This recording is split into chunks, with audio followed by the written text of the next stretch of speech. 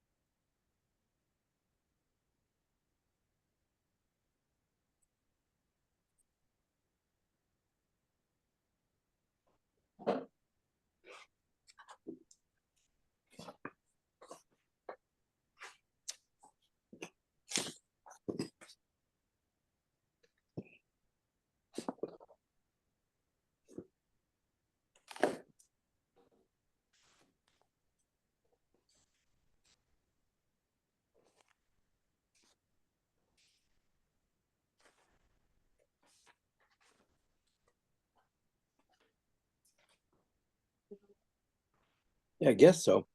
Nothing's happening though. I can't, and nothing's happening so far. You have your camera on?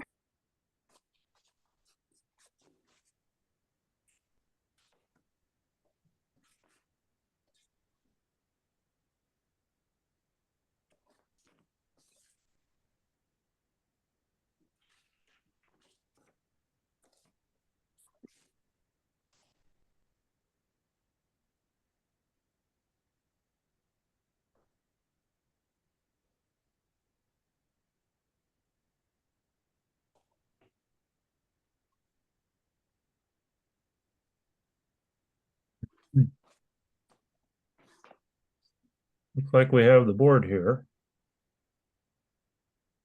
Mike, are you there?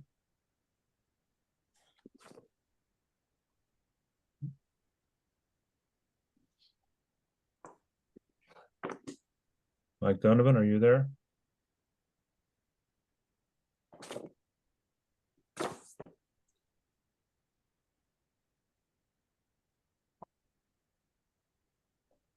Laverne, can you hear me?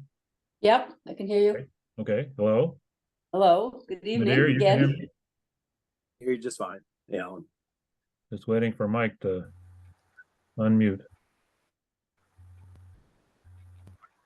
I'm here. Oh, great. Just- Okay. Yep, just starting up video. Well, while you're getting your video going, we'll go ahead and start.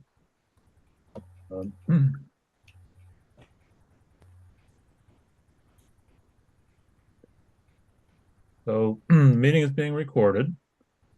This is a resumption of the hearing on an application by Robert Recchia for the issuance of a comprehensive permit under General Laws, Chapter 40B, Sections 20 to 23, for parcels on Trout Brook Road, Chickering Drive, and Edgewater Drive in Dover. The applicant is Robert Recchia. He's represented by his consultant, Lynn Sweet. I think we have with us the project manager, Scott Goddard, and the civil and site engineer, Daniel American. Welcome, everyone. Thank you. We also have our attorney with us today, Jonathan Silverstein. Okay, welcome. Good evening. So,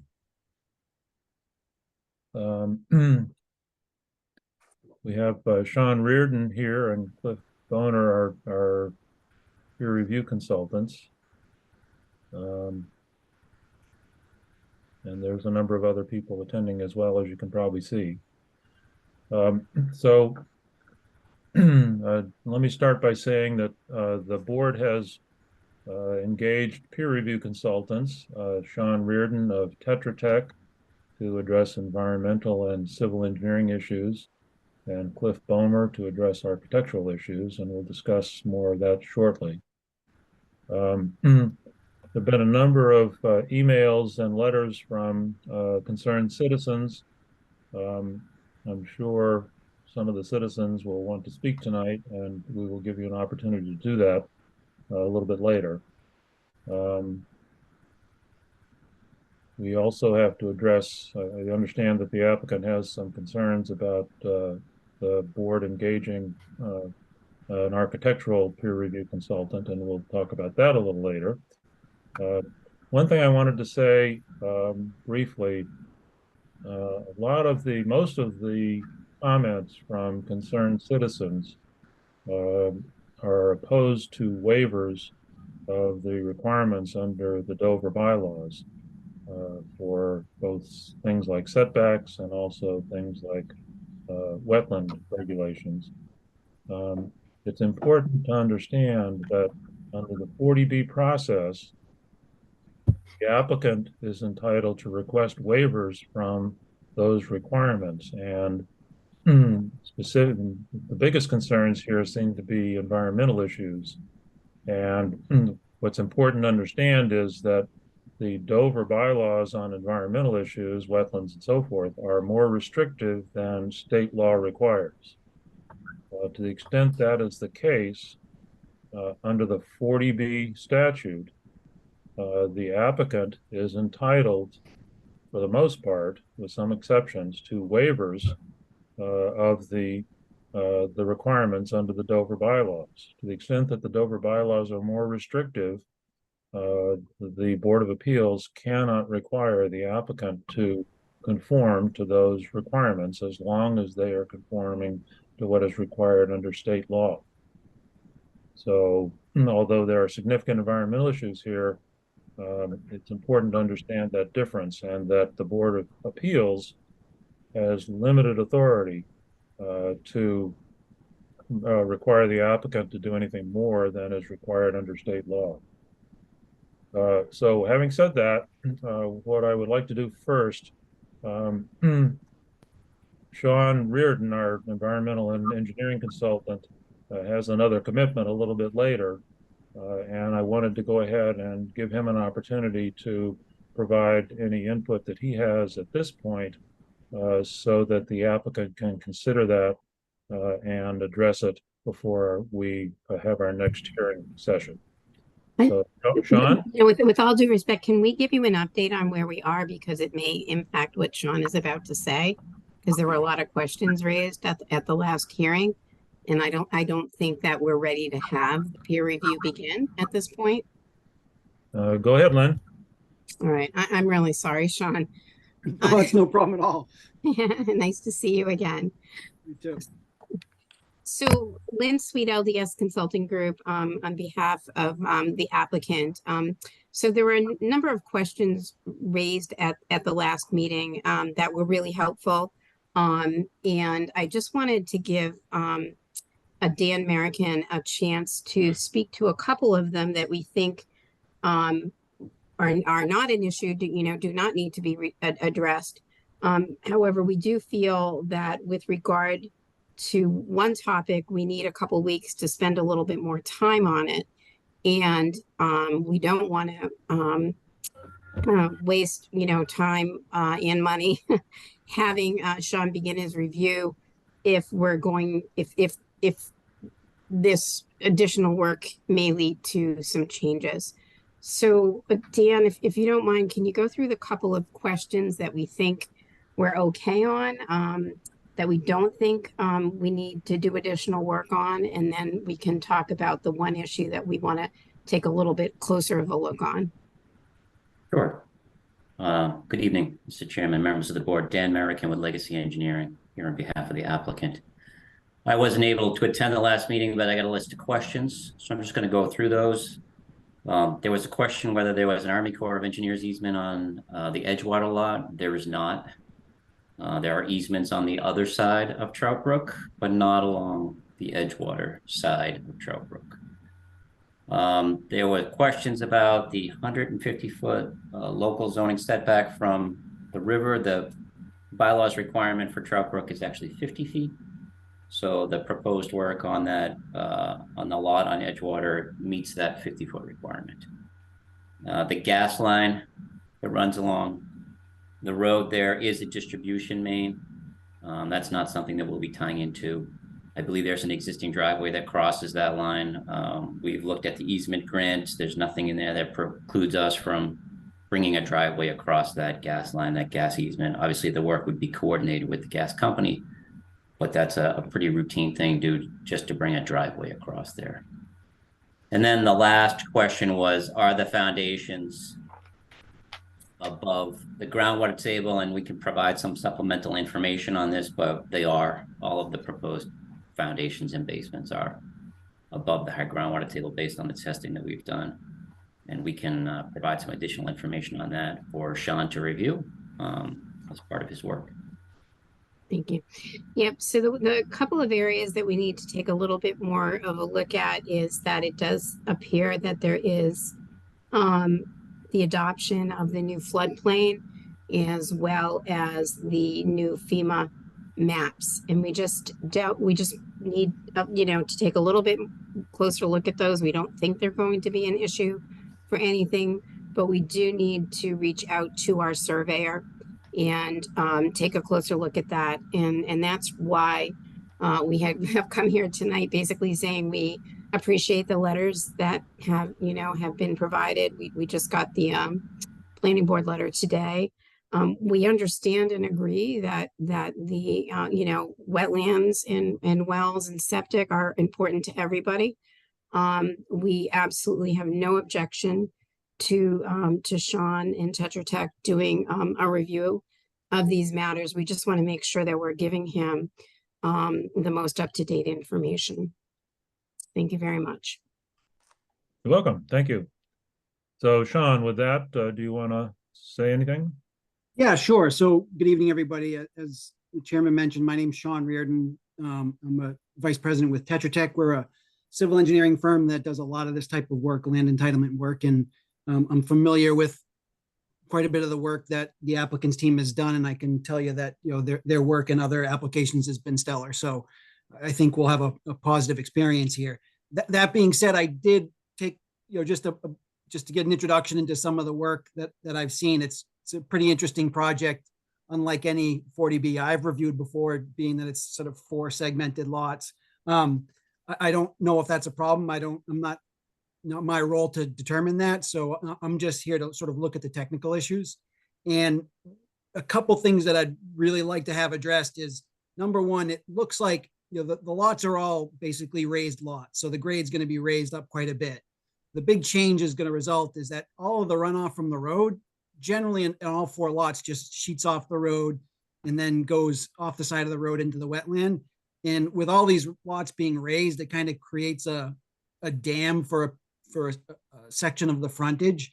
And it looks like there's some places where there's ponding of water along the edge of the right of way, and some places where there might not be enough channel dimension or enough space for the water to drain off properly. So, I'd ask the applicant to look at that. And then if possible, Dan, if you could do 1-foot contours for proposed instead of 2-foot, I think that might help a little bit as well.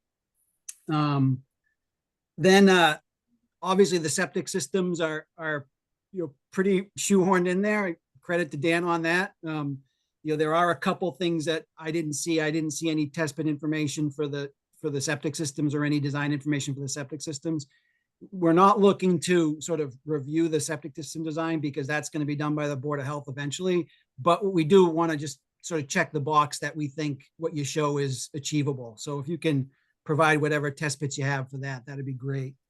And then, there are a couple offset dimension issues that, it looks like that you're providing impermeable barriers for all that stuff to mitigate for not having 15 feet to slopes and things like that. Just take a look at, there's a 10-foot setback requirement between the system and the barrier, which you don't meet. So just take a look at that if you could. And then probably a good idea to, if you can at least figure out where the abutters wells are, to make sure that we're not within 100 feet of those for any of your systems.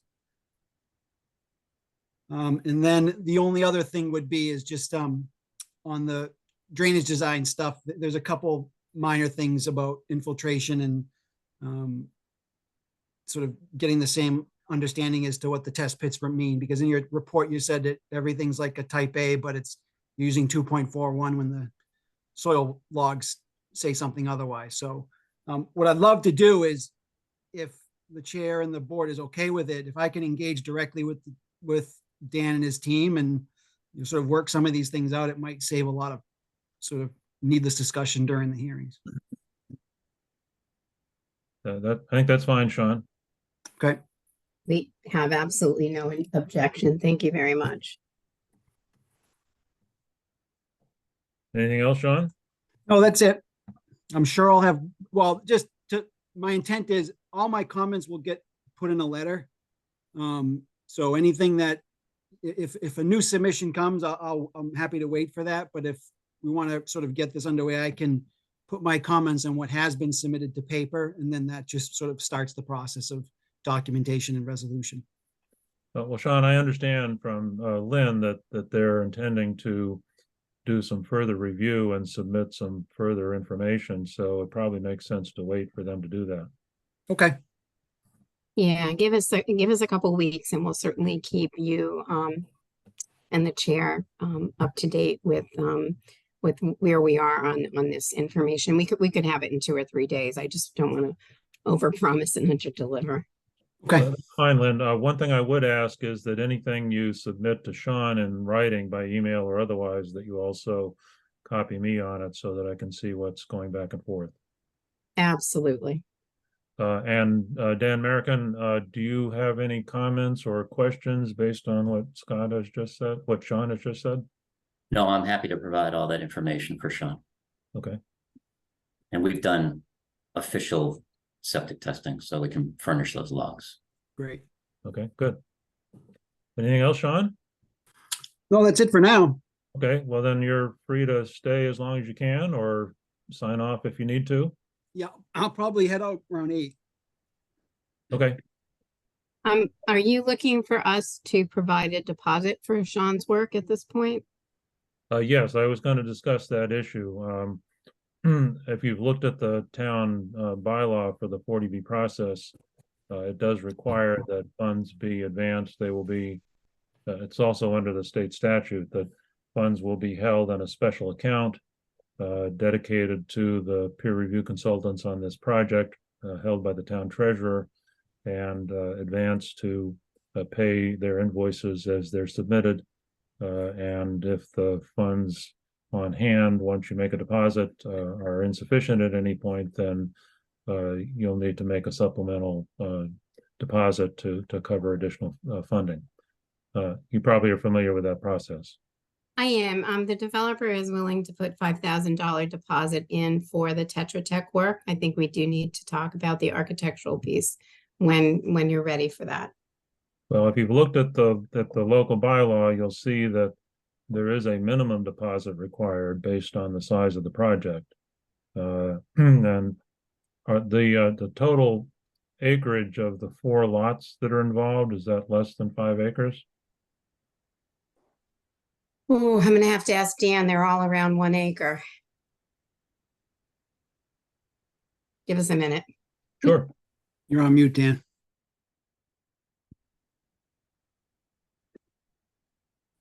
Dan, can you unmute? Yeah, I'm just checking that as I sit here. Half a second, please.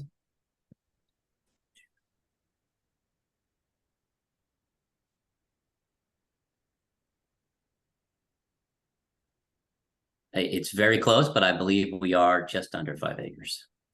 Okay. So if you're under 5 acres, then there's a minimum deposit of 8,000 based on the acreage and another 250 per unit of housing. So that would be $9,000 as a minimum deposit. Is that any problem then?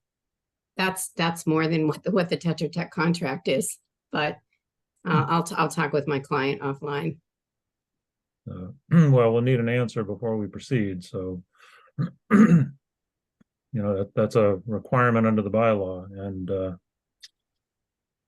I don't know the. I believe that we asked. Mr. Chair, Thank you.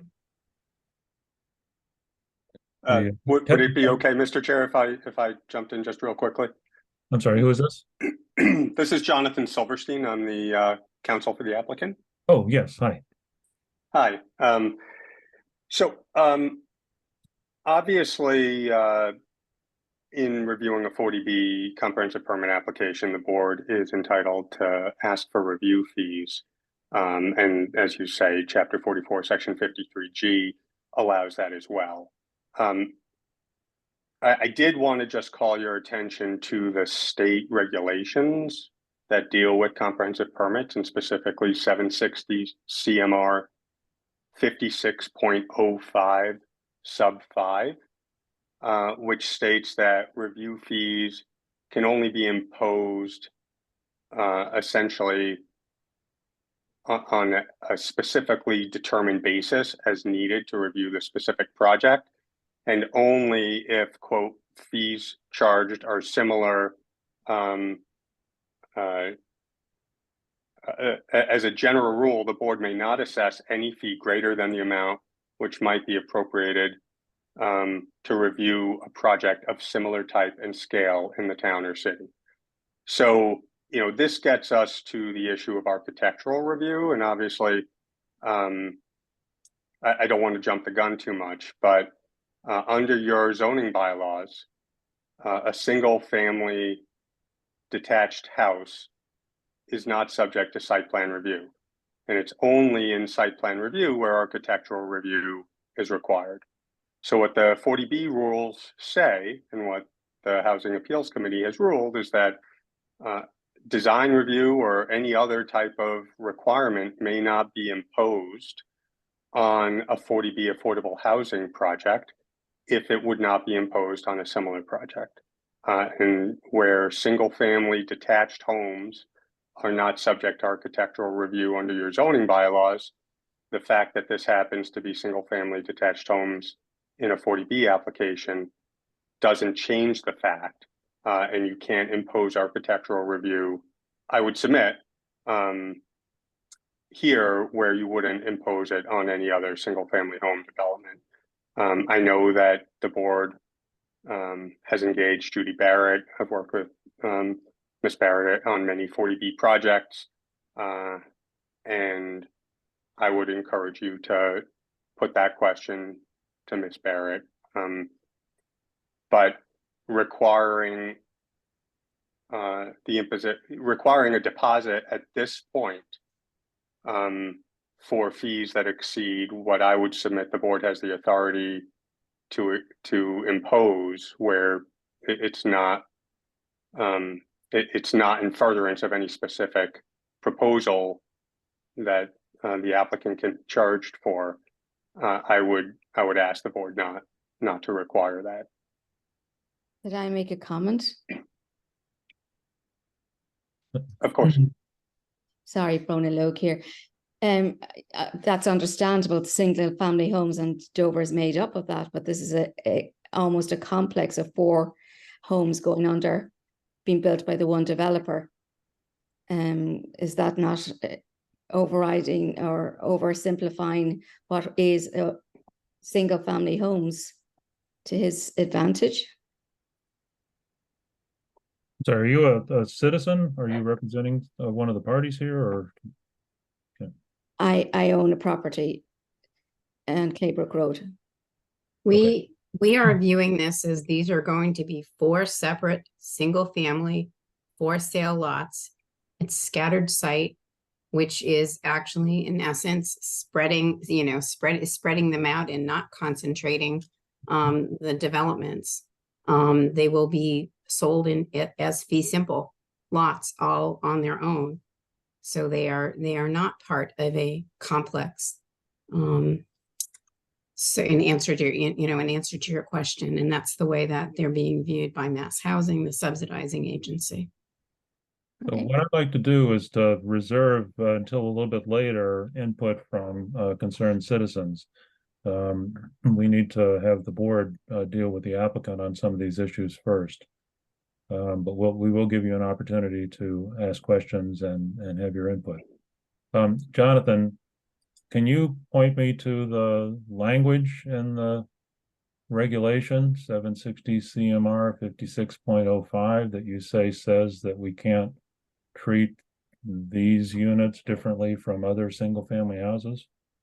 Sure, and I can also get you cites to many Housing Appeals Committee cases, essentially indicating that affordable housing developments cannot be treated more restrictively than market rate development houses. But the specific language I was pointing to is in subsection 5 of 56.05. And specifically,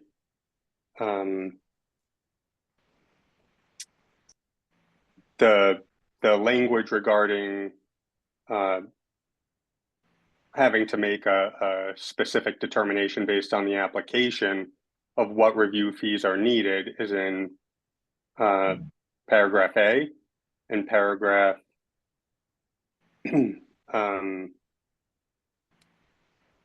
C, subparagraph 6 is where it talks about not about imposing fees similar to what would be imposed on a market rate development. And I'm not trying to be facetious in any way, but I am not finding on the website the information that you provided about the acreage related to the fee. So I'm wondering where that comes from, because again, we want to put down what's needed, in all honesty, to get the stormwater and all of, Tetra Tech review done. I just don't know where it is. So I'm having a hard time. We can respond to it legally, but I also want to be able to respond to it just because we haven't seen it. I just found it. It's in section. Let me cite it. It's chapter 264 of the bylaws. Oh, it's in the zoning bylaw, not in the application materials. In the zoning bylaw. It's section 264-4, subparagraph C, minimum review fee. And just to clarify, this is not part of the bylaws. It's a regulation that the Zoning Board of Appeals adopted. It's in the code. It's codified as part of just the way that the town codified it. It's the town bylaw. Okay. No, it's not a bylaw. It's a regulation adopted by the Zoning Board of Appeals. The Zoning Board of Appeals has the authority to adopt regulations under Chapter 40B, but it's not a bylaw. A bylaw is passed by town meeting, and these were adopted by the Zoning Board of Appeals. Well, just for information, it is set forth in the town bylaws on the town's website, and it shows up as section 264 of the bylaws. I think you're right, it is a regulation, but that's where it is, so that there's no confusion on the report. But Jonathan, I'm still would like you to point me to the specific language in the CMR 56.05 5A that you're relying on. Okay, so 5A states that if after receiving an application, so it's not a standardized thing where it's a one-size-fits-all approach based on acreage, because a 5-acre project could have 150 units. This 5-acre project has 4 units. If after receiving an application, the board determines that in order to review the application, it requires technical advice, then it may employ outside consultants. Meeting ID. It then goes on to say that Code meeting ID. 7719. I'm sorry. I'm trying to like to mute. There we go. Okay, go ahead, Jonathan. Thanks. It then goes on to state that whenever possible, it shall work cooperatively with the applicant, which is certainly what we're hoping to do. Then it states, alternatively, the board may, by majority vote, require that the applicant pay a reasonable review fee for the outside consultants chosen by the board alone. The board should not impose unreasonable or unnecessary time or cost burdens on an applicant. Then in B, it says a review fee may only be imposed if the work of the consultant consists of review of studies prepared on behalf of the applicant and not of independent studies on behalf of the board. So we haven't prepared any architectural study. The work is in connection with the applicant's specific project. So again, it's a case-specific and application-specific determination, not a one-size-fits-all regulation based on acreage. And then in section C, it states that fees assessed have to be reasonable in light of complexity of the project, particular technical issues, the number of housing units proposed, the size and character of the site, projected construction costs, and this is key, fees charged by similar consultants in scopes of work in the area. As a general rule, the board may not assess any fee greater than the amount which might be appropriated from town or city funds to review a project of similar type and scale in the town or city. Okay, so let me respond. That's a general rule, as you've emphasized. This is not a project that is similar to any project that normally takes place in Dover. We have single family home projects, but we don't have projects that have 4 lots that are not contiguous, not in a subdivision and so forth. And if you look at section 5A of the reg, it specifically says that the board, if it determines that the board, that in order to review the application, it requires technical advice in such areas as, one of which is design review of buildings and site, then we may employ outside consultants. So I think, notwithstanding your arguments, I'm an attorney, I've looked at the regs, I've looked at the bylaw, I've looked at the statute, I've looked at the handbook, and it appears to me, and I've also consulted with town council, it appears to me that this board has ample authority in this situation to employ an architectural peer review consultant. So there is an appeal process under the regulations, the local regulations, that if the board determines that it wants to use an architectural consultant and you think that's inappropriate, there is an appeal process that you can follow. Again, with all due respect, the comment letters that are coming in from the community, none of them mention architecture. They're all about wetlands and setbacks. And the comments of concerned citizens are not what determines the scope of the board's review.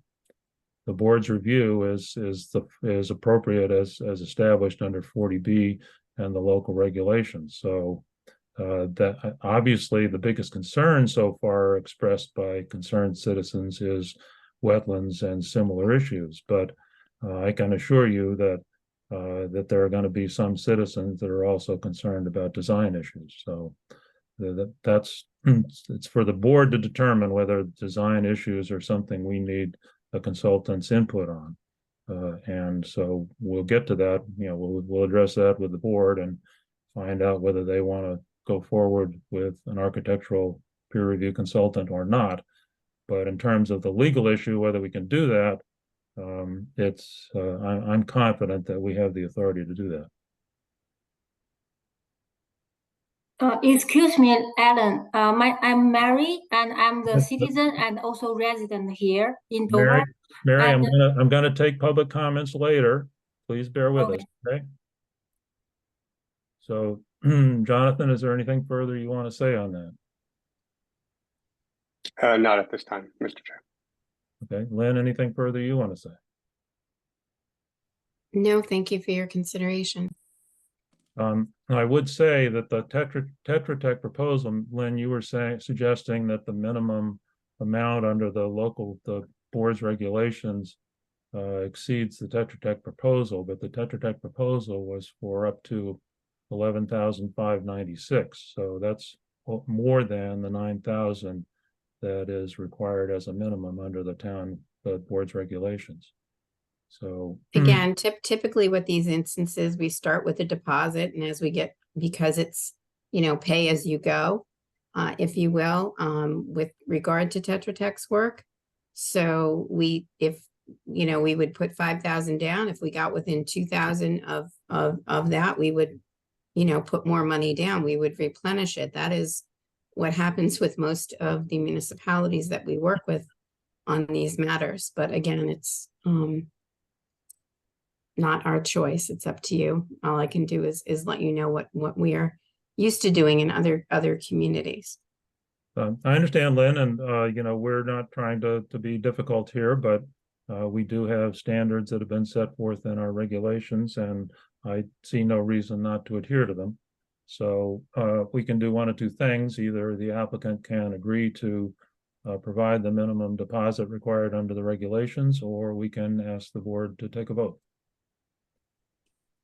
So it's up to you whether you want to, how you want to go forward.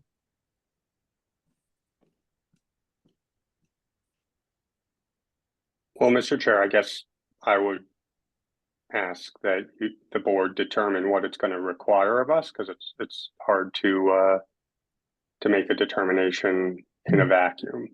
And then obviously we need to consult with our client with respect to that issue. So are you saying that unless we commit to paying for the architectural review right now, you won't continue with the public hearing?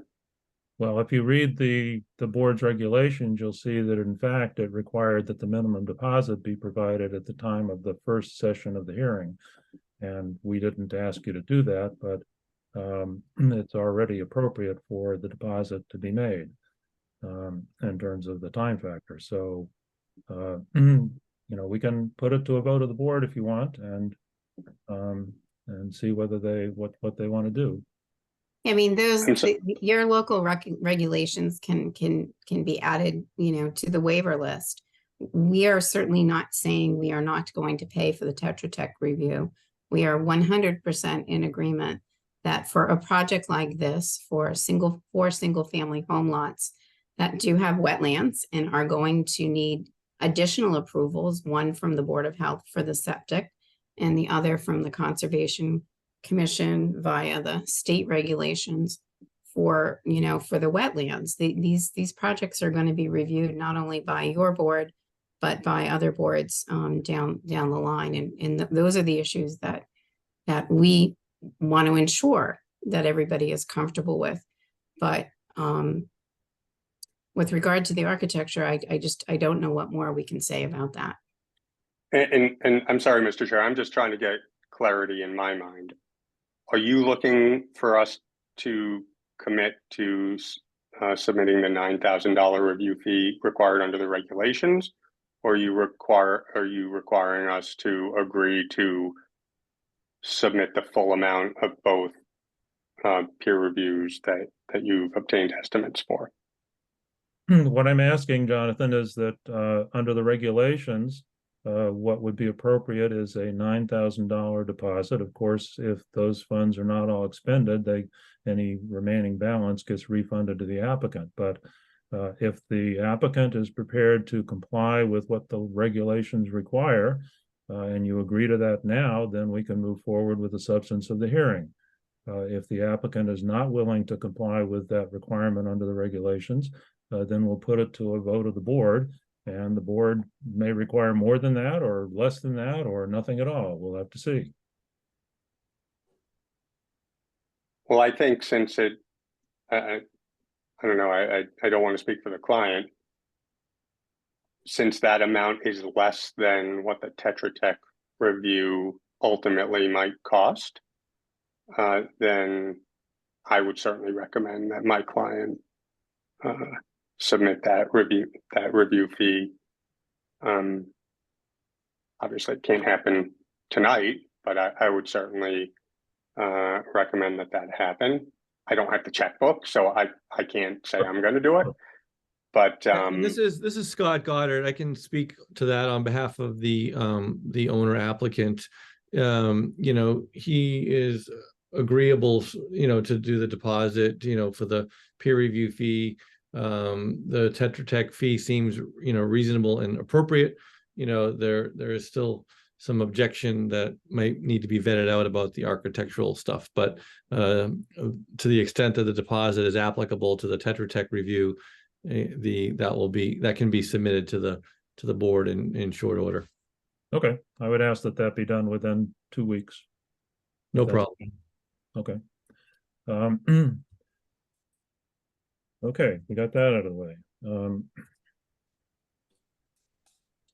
So, and I also gather, Lynn, that the applicant has no objection to Tetra Tech being engaged as a peer review consultant for the issues they will address. Is that correct?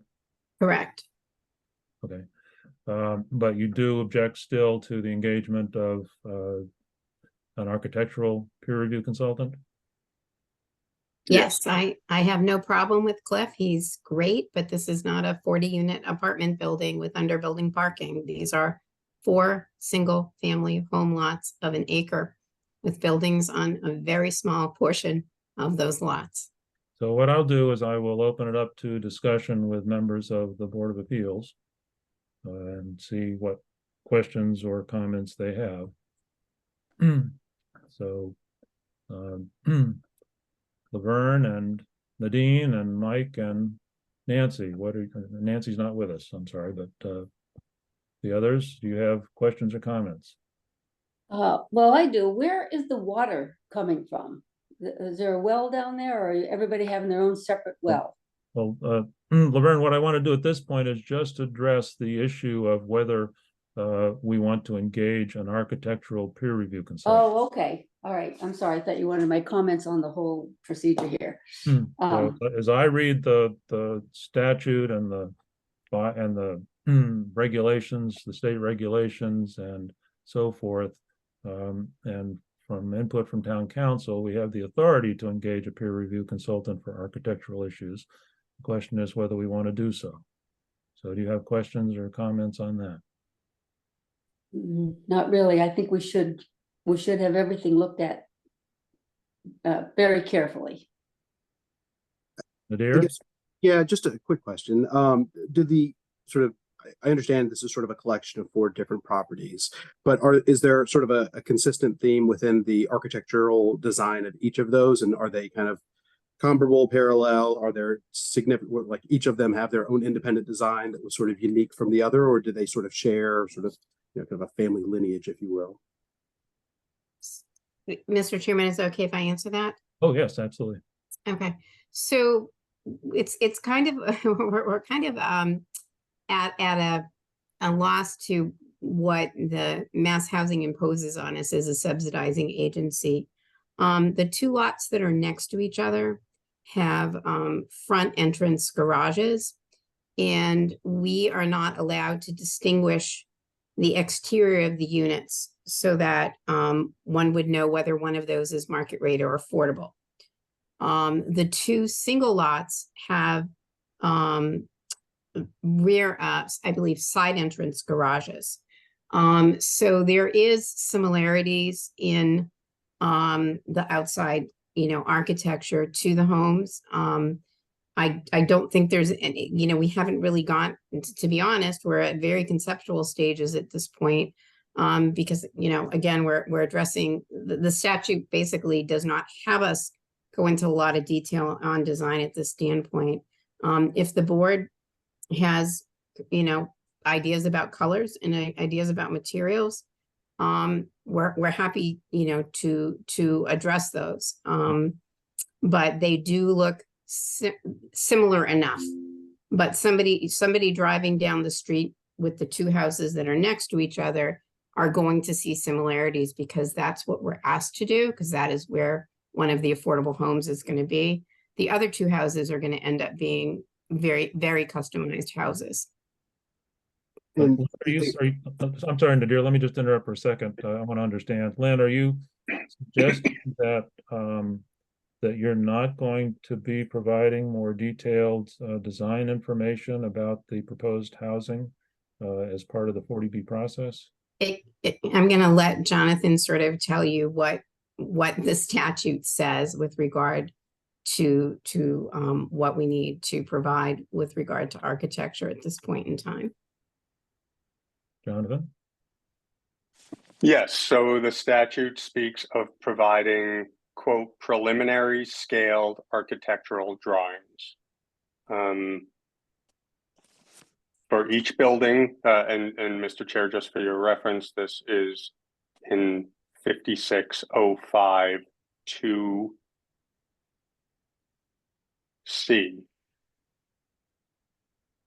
Preliminary scaled architectural drawings. For each building, the drawings shall be prepared by a registered architect, shall include typical floor plans, typical elevations and sections, and shall identify construction type and exterior finishes.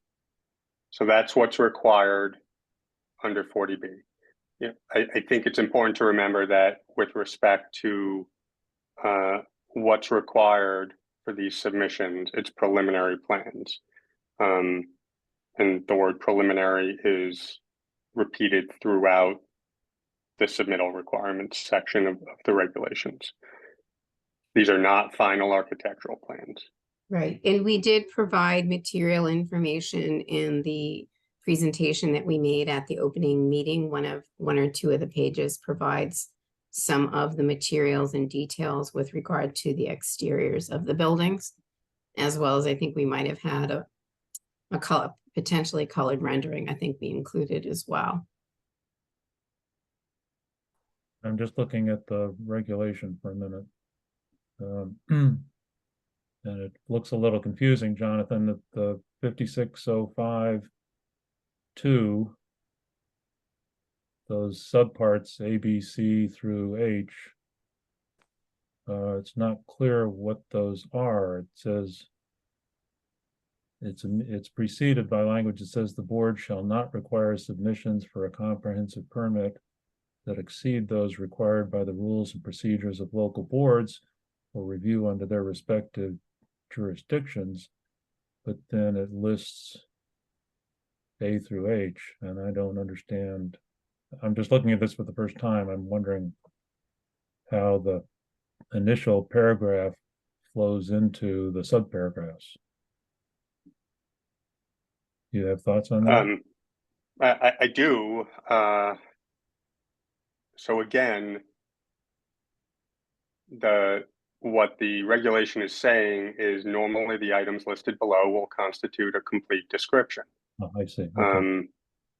And you know, I think I don't want to beat a dead horse here, but if an affordable housing project is being treated disparately from how other single family homes on acre lots, as a, you know, the more typical 40B project is, as Lynn indicated, you know, large projects, big townhome home projects, big apartment projects. This is 4 single family homes on 4 1-acre lots. This is not, I mean, it might be dense for Dover, but it is not a dense, unusual type of housing. And your zoning bylaw very specifically only requires architectural review for site plan, and very specifically says that detached single family homes, it doesn't say anything about, you know, whether they're next door to one another or anything else. Detached single family homes do not require site plan review and therefore do not require architectural review. And I would also say there's nothing there's nothing in your zoning bylaw that would require architectural review for any type of single family home.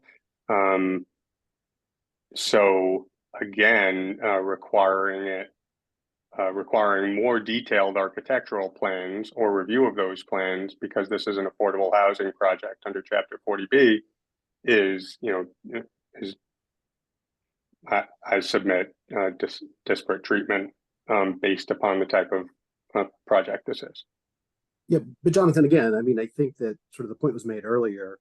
I mean, this is not just a single family home. This is a collection that constitutes a project. And therefore, it sort of seems disingenuous to suggest that it's disparate treatment when this is a very unique project, even if it's constituted of individual single family homes.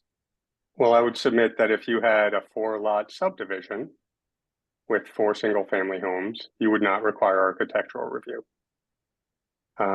So the fact that, I mean, by definition, any 40B project is going to be different from a non-40B project.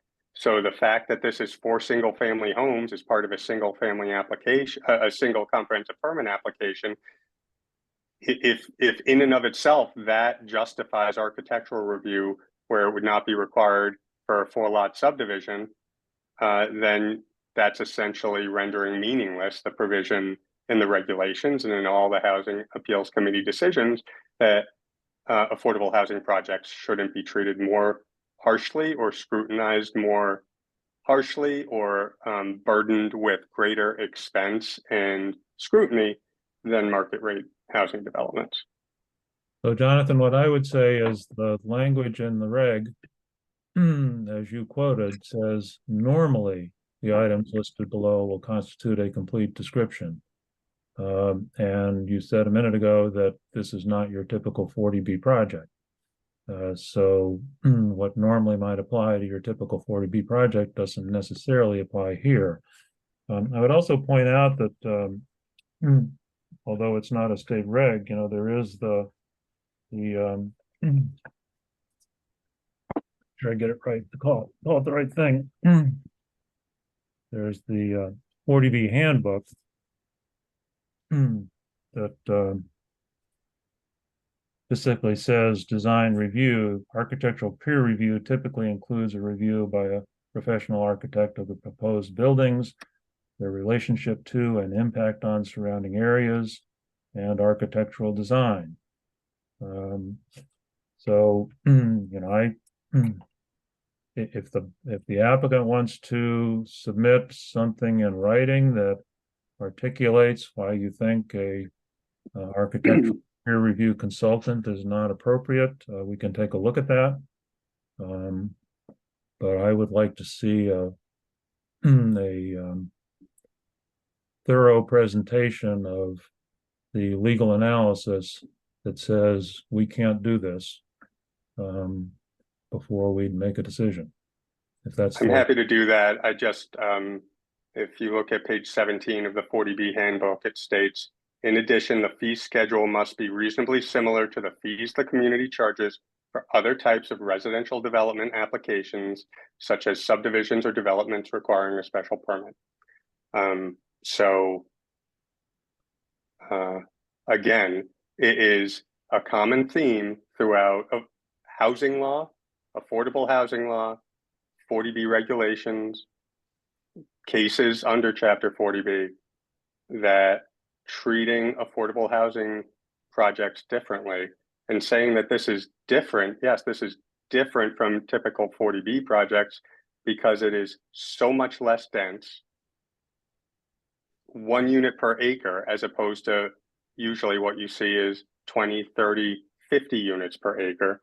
So to suggest that because it's that much less dense and is comprised of single family homes in a single family residential neighborhood, that somehow justifies architectural review that would not be imposed on a market rate development, I don't see the causal connection there. But I'm not looking to get into an argument, Mr. Chair. I will certainly prepare a written submission to the board, and we can, and then ultimately, of course, the board's going to make its decision. Yeah, we also hope that you'll engage Judy on this, but we'll get something out to you in the next couple of weeks on this. Okay, I mean, you may end up spending more in legal fees on going through this process than you do on just accepting Cliff Boner's participation and having him do his job, but that's entirely up to you. I am not going to spend $8,000 to submit a letter to the board. Alan? Yes. Alan? Yeah, I mean, and the alternative to that is, I think if we had seen something that we thought that was reasonable, like I'm going to do a desktop review and a walk around and recommend materials or something like that, I don't think we would have the objection that we're having today. If there's some, middle ground here, we would be happy to entertain that, but it was the extent of it and the details of it that has kind of forced us to not be as cooperative as we really want to be in this process. Let me give Mike. Alan? Yes, Mike, go ahead. Alan, I'm reading Chapter 40B, Section 21, and Section 21 gives the Board of Appeals power to attach to said permit or approval conditions of requirements with respect to height, site plan size or shape, or building materials as are consistent with the terms of this section. Yeah, I understand, Mike, and you know, I've had input from town council, and I am confident that board has the authority to engage Cliff Services. But I want to give the applicant, if they oppose that, I want to give the applicant a chance to make their best case. And, you know, all it's doing is going to take more time away, you know, delay the 40B hearing process by whatever time it takes for them to respond. But if that's what they want, that's what they can do. Okay. Okay, so as I understand it, the applicant will submit something within a couple of weeks outlining their legal position on whether we have the authority to retain a peer review architect and the basis for it, the legal basis for it, and then the board can now evaluate that, or review it with town council if necessary, and then we can address it at our next session of the hearing. Thank you. Okay. So,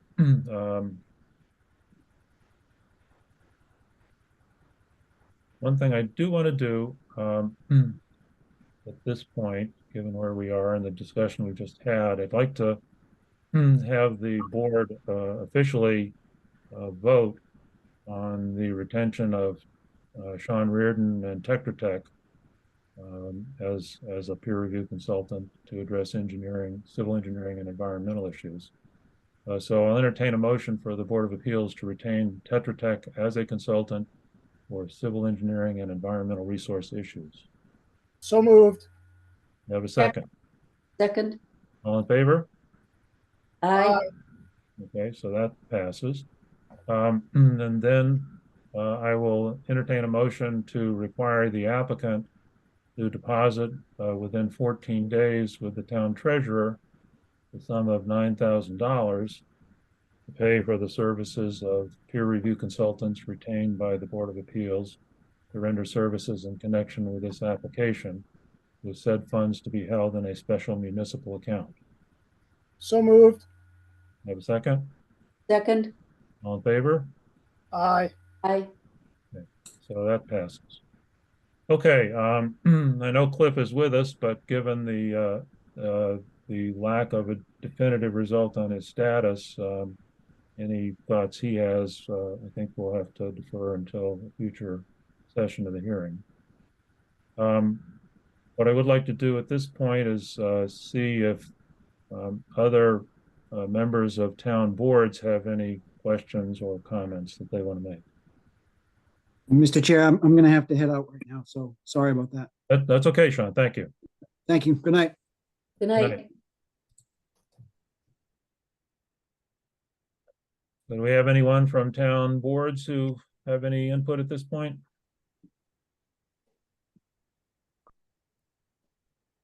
Alan, this is Carol, who's been chair of the planning board. I think. Yes, Carol. Go ahead. Thank you for recognizing any of us who wish to speak, but I just wanted to say, to close your question, that at this point in time, our memo that we sent to you yesterday speaks for itself at this point, and we have nothing else to add tonight. Okay. Yes, we got your memo, and I did circulate it to the board members and the applicant.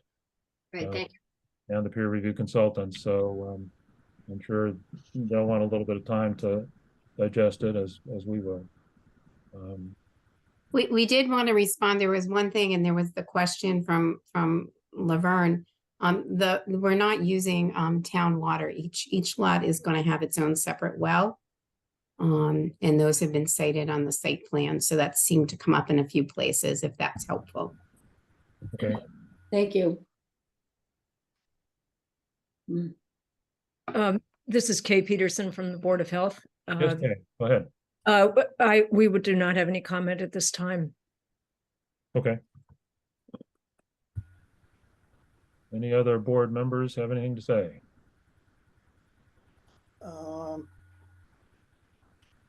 Yeah, I'd like to ask Lynn a quick question. I read chapter 40B over, And there's nothing in there talking about separate lots being legally able to make a 40B project. And I wonder, where do you get the right under any law or statute or case law to be able to develop those essentially 3 separate lots into a 40B? Mr. Chair, would you mind if I address that? Please, go ahead. And Lynn, jump in if I miss anything. So so-called scatter site 40B developments are actually quite common. And ultimately the determination of site suitability, which includes determining if a scattered site development is appropriate, is one that is made by the subsidizing agency. Here it's Mass Housing. Mass Housing has determined that this is a suitable site. There's nothing in Chapter 40B or in the regulations that prohibits scattered site projects, and they're, as I said, quite common. So in the absence of anything prohibiting it, and given that it is a common practice, and that the subsidizing agency has issued a project eligibility site suitability determination, that would be our position as to why this is appropriately before the board. Lynn, did you want to add anything? What are the boundaries on a scattered site? I mean, can they be like 10 miles apart? Do they have to be like in a locus of, like a quarter square mile, or what's that was a determination that Mass Housing made, that the neighborhoods are very similar and they're close to each other. So I don't know that there's any hard or fast rule, but we had multiple discussions with them before we even put the application together, showing them the different locations. And the fact is that they are within, a minute of each other, if you will. So I think that if they were, if a property was on the south side and a property was on the north side, then that probably would be something very different. But these are all within a short distance of each other. And I'll tell you, just as an example, the most recent comprehensive permit that I obtained was a couple months ago in the town of Duxbury. It was a scattered site development, and the acting chair of the Zoning Board of Appeals that approved that was Judy Barrett. So I have a question. Before you got these 4 lots together, were they buildable or unbuildable lots? Before you put them all together to make the 40B, were they all buildable lots under the Dover statutes? That's kind of a hard question to answer. The waivers that we're asking for under 40B have to do with the wetland setbacks in the local. Okay, so they were bylaws. unbuildable lots. They were unbuildable lots, and then you magically put them together under a 40B, and they all become buildable. I'm just trying to get a picture in my mind. It's like people just drive around and say, "Oh, look at that lot. Nobody built anything on it. Let's connect them with other things." I'm trying to get a picture of how all these things come about. But yeah, I mean, so the way this comes about is that the legislature made a determination that a number of communities that had large lot zoning that restricted housing development, that 40B was a necessary remedial statute. And so yes, 40B allows development of lots in towns that have large lot zoning and impose a lot of restrictions on development of housing, specifically because the goal of the legislature is to promote the development of more housing. But it seems like an awful lot of work to get one affordable unit. It just seems like an awful lot of regulations that have to be broken, and maybe the water supply is going to be ruined, and the septic system might contaminate the river. I just don't get it, but that's just me. Well, that's a lot of mites, and that's why you have Sean Reardon, who is an excellent engineer and is going to be providing you with independent advice on those issues. Well, so Laverne, I I'm- think- And Laverne, at the end of the day, the measure is that the regional need for affordable housing outweighs local concerns. That's what the, that's what the bar, the bar on this is. And I would contend that one affordable four-family house is going to change somebody's life. And it's a wonderful thing. That's just my personal point of view. Then let me interrupt. I just want to say that, there's a philosophical issue here that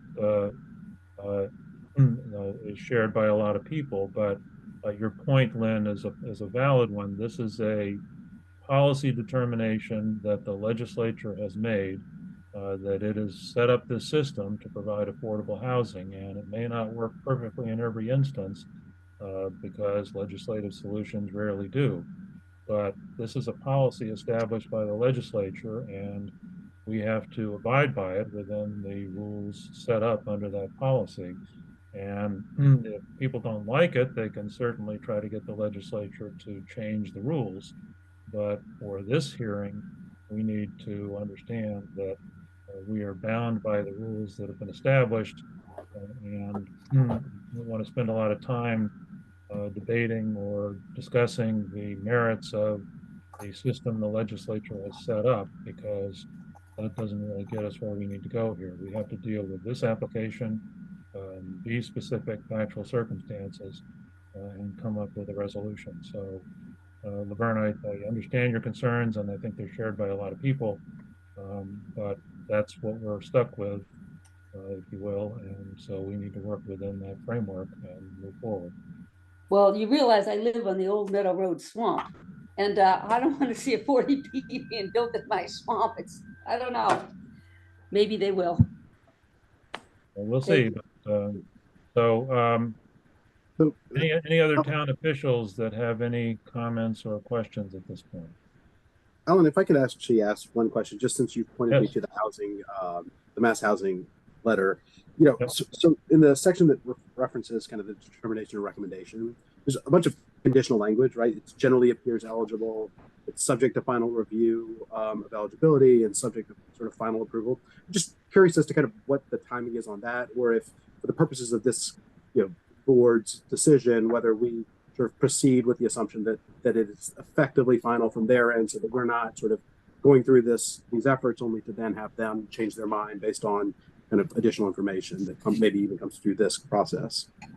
That's a great question. So the final approval happens after, if and when a comprehensive permit issues. So if a comprehensive permit does issue, most likely the developer is going to need to go to the Board of Health and the Concom and get a few more approvals. Once the developer has all their approvals in place and they have done their complete design of the project and they're looking to go for a building permit, they go to Mass Housing with all of those final documents, including a financing commitment and a bunch of other paperwork. And that's when Mass Housing goes back and looks at its letter and looks at the documentation. And hopefully at that time, there is, they approve, they issue their final approval. They also issue at that point in time the regulatory agreement, which I think we may have talked about a little bit at the last hearing. That's the document that, that is filed to document the long-term affordability. So all of that needs to happen before a developer goes and gets a building permit. And if, something changes along the way, after, again, I'm making an assumption here. I'm not saying you're going to approve it, but after a permit issues, the developer may need to come back to the board to determine whether it's a insubstantial change or a substantial change. So the developer can't just randomly change the project after the hearing's closed. They need to come back to you in some instances. And if there are no changes, then what is approved here is what goes to Mass Housing. Lynn, we did, just for people's information, we had a 40B project the last couple of years on 109, and They had to come back to us with some changes, which we had to determine whether they were substantial or not. So we've been through that process fairly recently. Okay, what I'd like to do, Laverne, you had something else? Just one question. Does someone from Mass Housing actually come out and look at the project in person? That's a great question. There was a site walk during the project eligibility process. Okay. We did have someone, I thought it was from the planning board, attend that site walk as well. So the town was invited to that site walk, and they have looked at it. They are very excited about it, actually. They really are. I didn't know if they were just people in Boston looking at papers. If they actually came out and looked at it. That's Absolutely. Good. And again, we, if the board wants to go and visit the sites, we are open to that as well. Oh, I think at some point we'll want to do a site visit. And I thought we might discuss that tonight, but it sounds, from the way things are going, it sounds like it's probably a little bit too soon to set that up. Okay, what I'd like to do at this point, I know a lot of people have submitted comments and expressed concerns about this proposal. So what I'd like to do is open the floor for public comments. And Brona Logue, I think, made a comment before. Did you want to say anything further? You need to unmute. Yeah. Can you hear me? Yes. I'm just quite a little bit concerned as to the lack of transparency from the developer side on this and moving forward. It's just a little bit scary, just as Laverne rightly said. I mean, there always seem to be very strict zoning laws and with the town of Dover, and this seems to be, we have to almost have to accept it. If we accept one, we accept the four. So I'm just a little bit concerned as the lack of transparency. Lynn, I'd like, I mean, Brona, you and others who comment, if you could say where you live, what your address is, that would be helpful. I live on Claybrook Road. Yeah. Right beside the development. I'm at 72. I live beside the development. Okay. Our back, yeah. Lynn, did you want to respond to that in any way? I think that we have been very, very open about the development. I contacted the town planner and the building inspector when I started working on this. We provided the town with a notebook and electronic copies, and they were invited to the site walk as part of the project eligibility process. We submitted our application. Again, we provided electronic copies, and we, I have a 100% agreed to have the civil review matters reviewed. So I don't know. I don't believe that there's a lack of transparency. I think that since I've gotten involved with the project, we've tried to be as open about what's going on as possible. Thank you. Other citizens want to comment? Brona's husband, if I could just make one follow-on comment. I'm concerned, and I believe the person who made the comment was Jonathan, who asked my wife, was she a citizen? I've no idea why that's even relevant, why anyone even asked that. We're residents. I absolutely did not ask that. Just to cut that off, I've never. I would have absolutely no concern about that. I did not ask it. I don't know where that's coming from. I haven't heard anyone make that comment. And my wife imagined someone asked her, was she a resident? And a citizen. A citizen? She imagined that? I don't believe that she imagined that. Well, I don't know, but I am telling you that I absolutely did not make that statement. We can see the transcript. Will the Zoom be available? We can check it, because if that was what was said, it's. I think that I wrote in the chat section, can people state their property addresses? Because when I looked at some of the comment letters that came in, they were from not from abutters.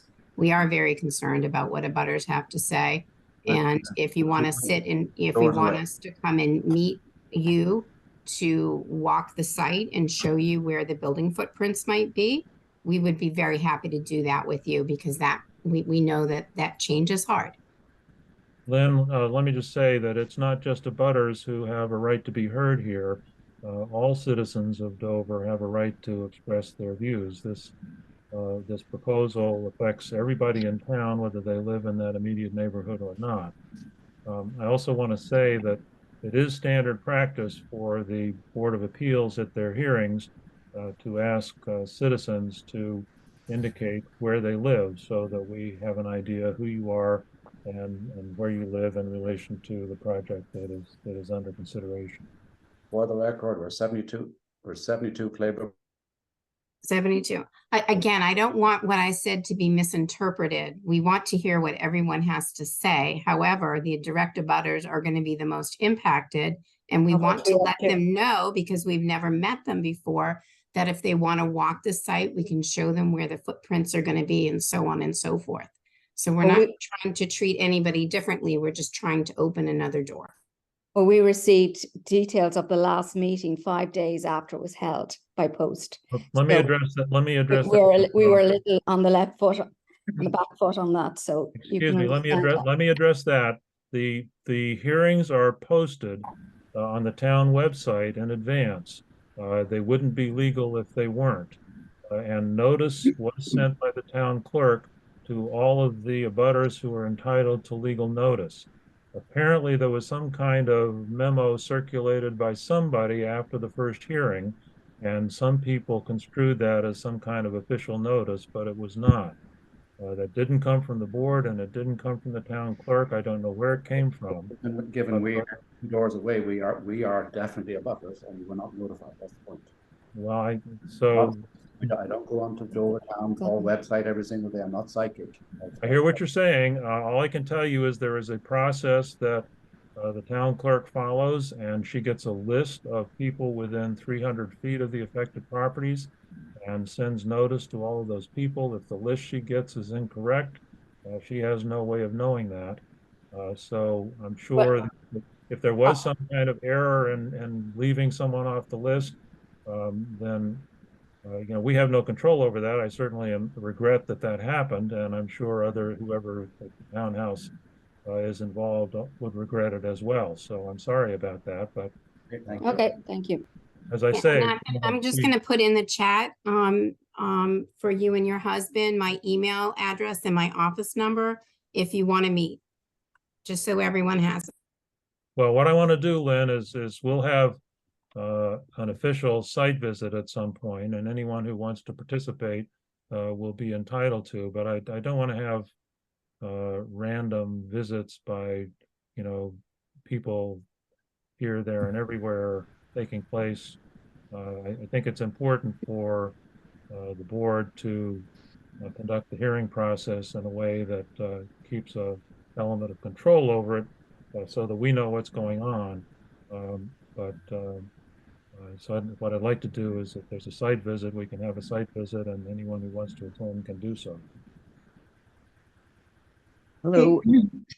I want to say I am not Joel Katz. I am Joyce Shufro, and I live on Chickering Drive. Been here about, I don't know, 50 years, maybe. 29 Chickering. But anyway, I want to say that when we bought this house, and I'm late comer to these meetings, by the way, so this may have been covered over and over again. But when we bought this house, we were told by our realtor and by the town that nothing would ever be built there because it's wetlands. And I checked out the wetlands law, and sure enough, nothing was ever going to be built there. So I'm incredulous that this has even been into discussion, and I don't understand why. So I'm late to the hearings, but I just wanted to voice my opinion that I disapprove totally on building on wetlands. Joyce, your concern is shared by a lot of people, and I tried to say this before, but let me try to say it again. These lots, I think, would not be buildable under the Dover bylaws and regulations because of wetlands issues and so forth. But the Dover bylaws are more strict than what is required under state law.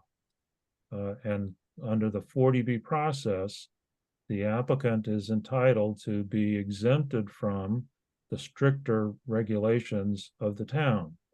The reason for that is to make it easier to build affordable housing. You can agree or disagree with that, but that's the policy. And so these lots may or may not be buildable under state regulations. We'll see. But to the extent they were not buildable under local regulations are more strict. Those cease to be a factor, and so these may be buildable under the state laws and regulations. And if they are, then the 40B applicant is entitled to the relief that they're seeking. We'll have to see once we get through the process. I have a question. So wait one second. I just want to say, I walk the dog every day and I see the wetlands on Chickering change from green to red to buggy. I can't imagine why anyone would build there. That's my opinion. Sue, I'm sorry to interrupt you. That's okay. Thank you, Joyce. Go ahead. Can you state your name and address, please? Yes, Susan Sheridan, 100 Claybrook Road. I had a question, and I think I'm understanding correctly. The lots at the corner are all, I guess all the lots are going to be built up before the basement's put in, or how is that working, or am I misunderstanding? Based on the submission so far, it's not clear to me whether that's the case or not. Lynn, do you want to say anything about that? I've got to leave that up to Scott and Dan. Mr. Chairman, Dan Merrickin. Yeah, each of the lots will be raised in grade to some degree, depending on each individual circumstance. And just so everyone's clear, no work is proposed within wetlands. The wetlands have been delineated. The delineation was submitted to the Conservation Commission, and the wetland boundary was approved by the Conservation Commission. So the boundary that you see reflected on the site plans is an approved wetland boundary, and no work is proposed within the wetlands. Well, just to follow through, if you're coming, I'm just beyond Trout Brook towards Natick 100, but I know the house at the end of my driveway, and I believe it's the Mannion house that belonged to the Sheridans at one time. They have no basements. They weren't allowed, and that was well over 60, 70 years ago.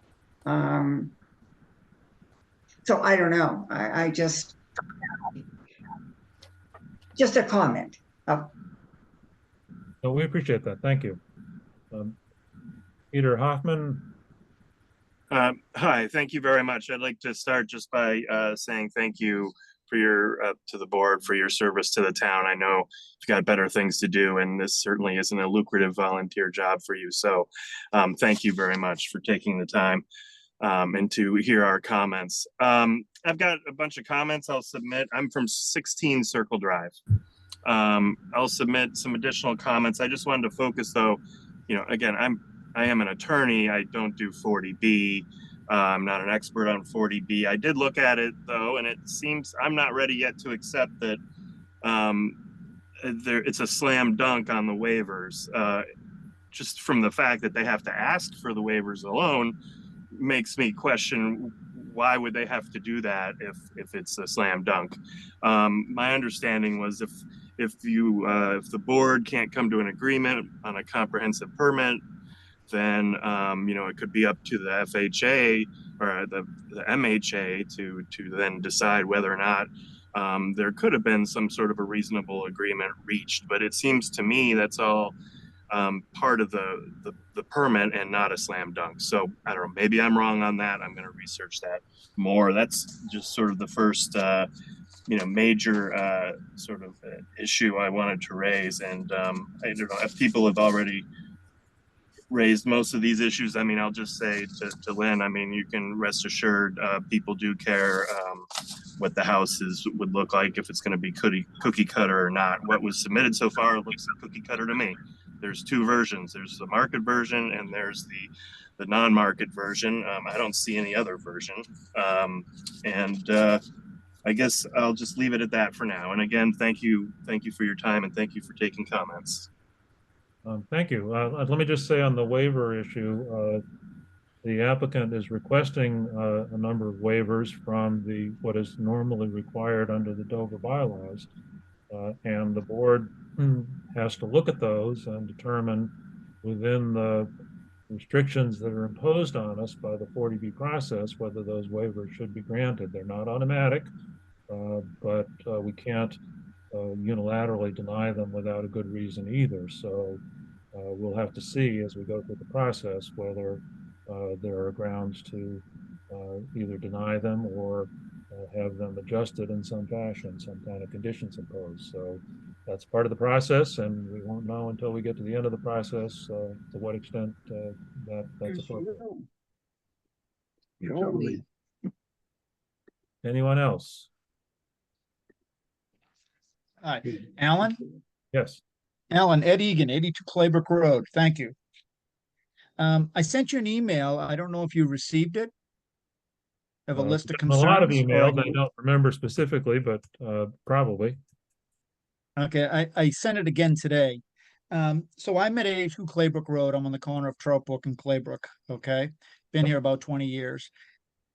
And I know people have repeated this numerous times, but even today, you couldn't walk that land if you wanted to, unless you had rubber boots up to your knees. The majority of that land is underwater or it's just so saturated with water.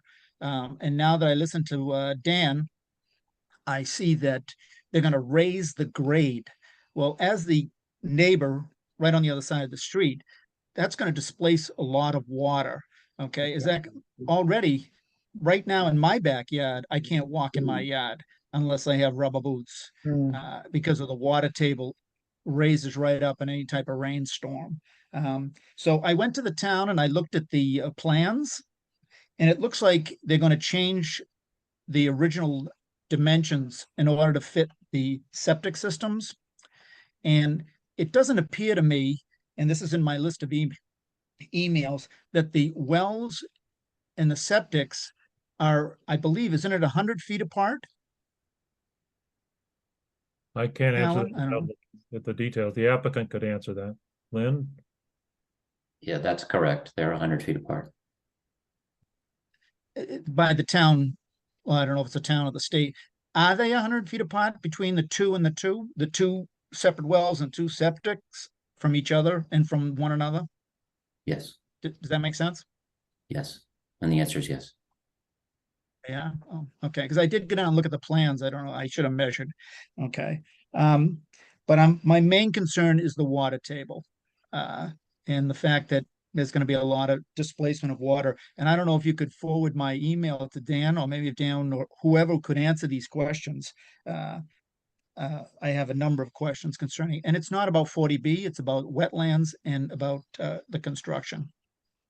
And as far Laverne, just so you know, that land is residential, undevelopable land. Okay, and it was donated to Harvard, and these gentlemen purchased it from Harvard. That's my understanding. Maybe Dan or Lynn can answer that question for me. I don't know if it's relevant, but you brought up the, unbuildable land. Yeah, unbuildable. Yeah. Just for your. The state has made a finding that Mr. Recchia has ownership of the property. He has deeds for the property, so he owns the properties. I don't know what's that. How's that relevant to residential? I looked on the tax record and it says residential undevelopable land. Well, it may be undevelopable under local regulations, but as we've been discussing, it may be developable under the 40B process. We'll have to see. Yeah, because 3 of them are listed as that. Yeah, I don't see. I'm looking at the letters that we've received so far, and then I don't see your first or last name in either of them. So did it come in under another name? I'm sorry, Edward Egan. I'm at 82 Claybrook Road. I'm literally across the street from Trout Brook, the two lots. I just don't, all the emails that came in have names on them, and Mr. Attorney Fryer has been nice enough to send along, and I don't see one with that name on it, so. Okay, well, all right. I sent it to Alan, I sent it to Felicia, I sent it to Walter, I sent it to John. It's on my email. Do you want my email address? I see it, Ed. It came in after I last looked, and so it has not been circulated. What I've been doing is we've gotten dozens of emails from people, and every few days I send the new ones that have come in to the applicant and to the board members and the consultants. And I did that this morning, but there's a few more that have come in, including yours, that I have not had a chance to circulate. But we will do that. Well, okay, Alan, thank you, and I appreciate what you do. But the day after the last meeting we had online, I sent the same letter. Basically, I changed the wording because I sent one after the last meeting we had online. On the last Zoom meeting we went to, I sent you an email, everyone that I just mentioned. Okay, well, if I missed it, I apologize, but no problem. I'm doing my best to maybe Alan, thank you. No, my name's Edward Egan, but just so you know, everybody calls me Ned. We want everybody's input. We need to hear your concerns, and to the extent that we can, we will do everything we can to address them. So, we know it's a big concern for everybody, and we're doing everything within our power to address the issues and get the best result we can for everybody. Yeah. So, thank you. So Lynn, thank you. Well, sorry, Lynn, it says Ned Egan, so I don't know if that'll help you. My name's Edward, but everyone calls me Ned. But my biggest concern at the end of the day, Dan, is the displacement of water. I don't want to end up in a flood myself. Okay, and I noted that in my email. Yeah, I can understand. Thanks, Alan. You're welcome. Okay. Can they hear me? So if someone can answer those questions, I'd appreciate it. Thank you. You expressed a concern about the water table.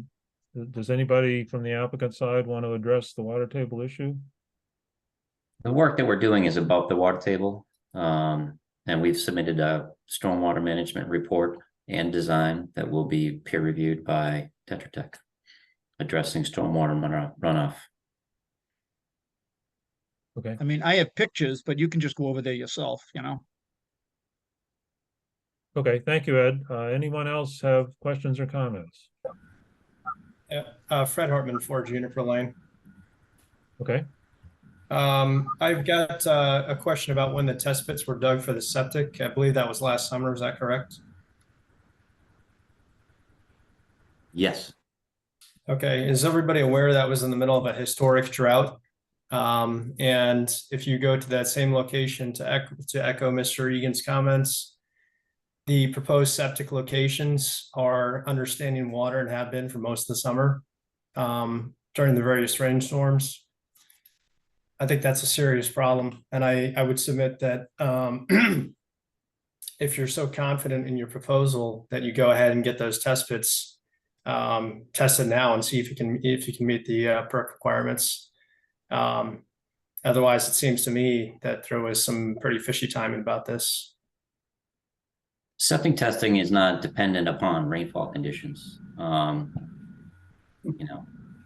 Years and years and years ago, maybe, but not presently. We use soil science to evaluate and determine seasonal high groundwater tables, and we conduct PERC tests all in accordance with state regulations, all witnessed by the Board of Health, and that was all done for each of the lots. So the fact that there was a drought when the testing was conducted doesn't impact the results of the testing. So how is that system supposed to properly function when there's water in the proposed locations where you are intending to put a septic field on these 4 separate sites? Just please explain to me, as somebody not in the engineering field for water systems, how that works. Well, I'm not sure that I agree with you that there's water in these locations, but I'll certainly check that out. But the grade will be raised for the septic systems in order to maintain the state's required separation from the bottom of the septic system to the seasonal high groundwater table. So the septic gravel, which is sand, basically coarse sand, will be imported, and the septic system will be built in that, which is a standard construction technique used throughout the Commonwealth of Massachusetts for septic system design. I'm familiar with the technique. I've seen it. I'm highly skeptical. Again, I just would like to make my remarks public. I think this is a serious problem. Mr. Egan and the other abutters have legitimate concerns about the water, and they're being flatly ignored by the applicant. And there's going to be some dire consequences as a result. We're not ignoring anything. Okay, let's avoid the predictions and commentary if we can. Anyone else have any comments or questions?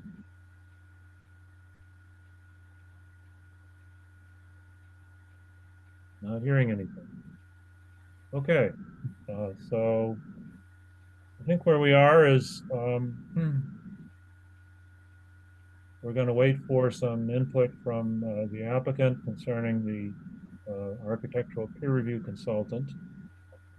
We're going to wait for some additional information from the applicant on substantive issues, and then we'll need to resume the hearing.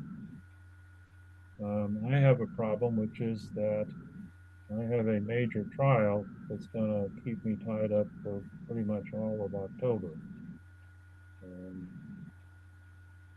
So I'm not sure what.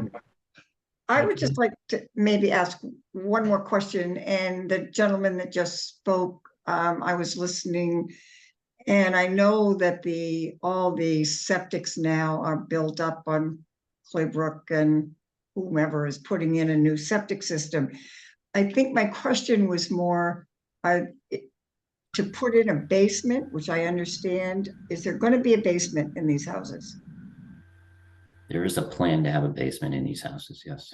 Okay, and you're going to put a basement in without just the way the land is right now? No, we're going to raise the grade on each of the lots around the house. How can you do that without affecting all the neighborhood? Well, I mean, short answer is just adding dirt on top of the ground doesn't impact groundwater levels. It does. If you're going to put a basement, you're going to have a heck of a lot of dirt. I mean, as I said, years ago, it was all wetland. The two houses next to me don't have basements, and I don't know about Mr. Egan and the house next to him, but if you're going to build it up, it's just not making sense to me. I'm sorry, but thank you. No problem. So let me stop the discussion there. We've had a good opportunity for public input. We'll have further opportunities for that as we move through the process. What I'd like to do at this point is just figure out scheduling wise where we go from here. Mr. Chairman, can I make a suggestion? Yes, Lynn. So it sounds like I don't know how often you meet, but maybe we could meet again in 2 weeks just to go over the architectural matter. It could be a very short meeting. And then I think that we're going to need some time between the work that Dan has to do and kind of the back and forth with Sean. So then whenever you have, a date in October, we could turn back at least to the civil or substantive, or maybe even have that be, either at the end of October or the beginning of November. So we meet as needed. We don't meet on a regular schedule because we don't normally have that many matters that would cause us to meet on a regular basis. So, let's see what the availability of our board members is. Folks, let's look at the week of September 25th. 25th through the 28th. Are there any days in that week, Monday through Thursday, that do not work for any of you? So Thursday is really the only day I can do it, the 28th. Does the No. 20 does the 28th work for Nadir and Mike? Yeah, I can make that work. Mike? Yep. And does that work for you guys? It works for me, Jonathan. What is it? That works for me. Okay, thank you. And Okay, I don't know if that'll work for Sean or not, but hopefully we can do that. So with I'm the- not sure we're gonna have any updates by then. You know, with Sean, we can certainly, hopefully within 2 weeks, we can submit new documents, but I don't think we're gonna have had kind of like the back and forth, and that's why I was suggesting that maybe something, 4 or 6 weeks out to get to civil would make sense. So what do you hope to achieve on the next session? To settle the architectural peer review matter and to submit, our updated plans and give you an update. It should be the 26th. It's So if Tuesday. that's the case, we had talked about 2 weeks for submitting any kind of legal analysis you want to present, but if we're gonna meet in 2 weeks, then we need to get that a little sooner than that, probably no later than Monday, the 25th. Does that work? Okay. Jonathan, does Monday the 25th? Yes, I work can for do you? that. Certainly. Did he say the 25th? Okay, so let's plan on the submissions by the 25th. You'll also be submitting, as I understand it, you've agreed to submit the $9,000 deposit for the peer review consultants, and then we will meet on the 28th at 7 o'clock on Zoom. Yeah, that sounds great. In all honesty, we should have a much better sense on what our civil schedule's looking like. I guess in retrospect, we don't need to make that decision tonight. Okay, sounds good. Okay, so I'll entertain a motion to adjourn the hearing to Thursday, September 28th at 7 p.m. via Zoom. So moved. Have a second? All in favor? Aye. Aye. Okay, so we will see everybody then. Thank you, Mr. Chairman and members of the board. Thank you. Thanks very much. Good night. Okay, take care, everybody. Good night. Thank you.